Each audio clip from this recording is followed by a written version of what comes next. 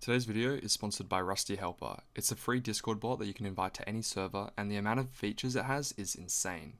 If you're a server owner, you can type server and then your IP, and look at all this information that you can publicly display to all of your members. You can pin it so it updates to your members, or you can even click on the map icon to get a live map feed with monuments. You can also check out personal stats and hundreds of other things. Make sure to go check it out in the description below.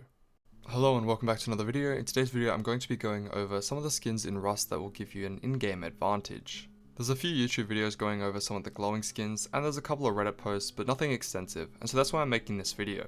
First up we have glowing iron sights. Now these are discontinued because they were seen as pay to win. Essentially what it is that the tip of the iron sight of a certain gun will glow during nighttime. This makes it easier to line up the center of your screen, and definitely makes PvP a lot easier in the bright nights and in the dark nights. By comparison, here's what a glowing iron sight bolt looks like compared to a python which doesn't have a glowing iron sight.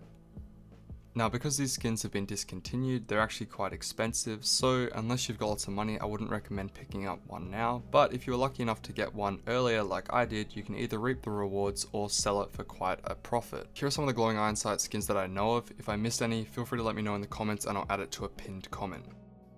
Now next up we have glowing deployables. There's heaps of them out there and they're not discontinued, so they're not too expensive. And if you're patient enough, every single week Facepunch releases new skins, and if you're lucky enough sometimes they'll be glowing, and most of the time they'll be cheaper if you buy them directly from Facepunch rather than on the Steam community market. If you're going to spend money on skins, I think personally the most important skins to buy is a glowing door skin and a glowing box skin. There's plenty of them out there, so I won't be able to list all of them, but there is a Reddit post in the description that does list quite a few. You can get glowing skins for pretty much all deployables, however all you really need is a glowing door skin so that you can see your base at night, and preferably a glowing large box skin so that you can light up your loot rooms. Next up we have see-through doors. These are really helpful for airlocks because they basically give you a free built-in window. Camping directly in front of the door is really common because then most windows can't see you from that angle, so this can be really helpful. Here are the ones that I know about. The industrial door was a Twitch drop, so if you don't have it now you can't ever get it, unfortunately.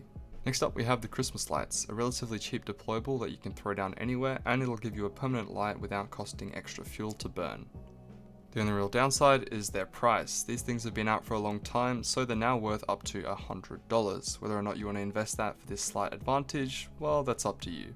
Next up we have some clothing. The boonie hat and bandana mask can only be crafted if you have a skin or you find it in a crate, and furthermore there's a headset which you can only craft if you have a skin.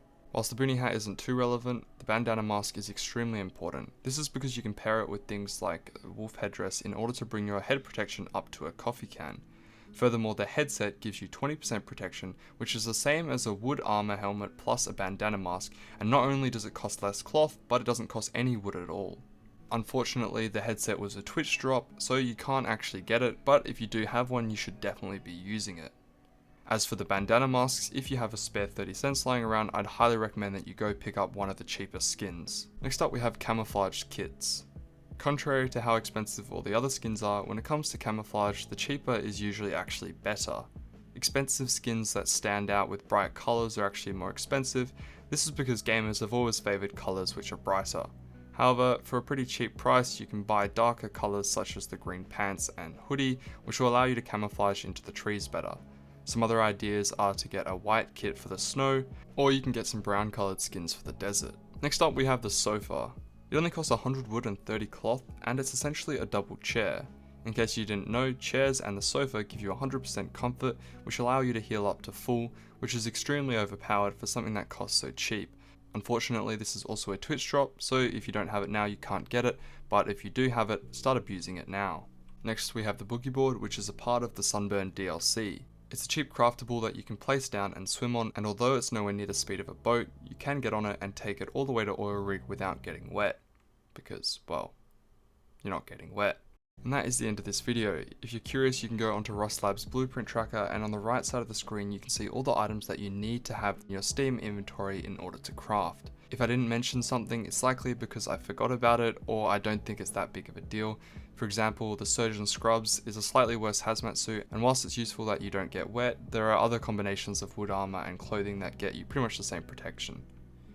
Although with that being said, because there's thousands of items, there's a good chance that I missed something, so feel free to let me know if there's any other hidden OP skins or items that I forgot about, and I'll be sure to leave them in a pinned comment. As always, thank you so much for watching, and I'll see you in the next one.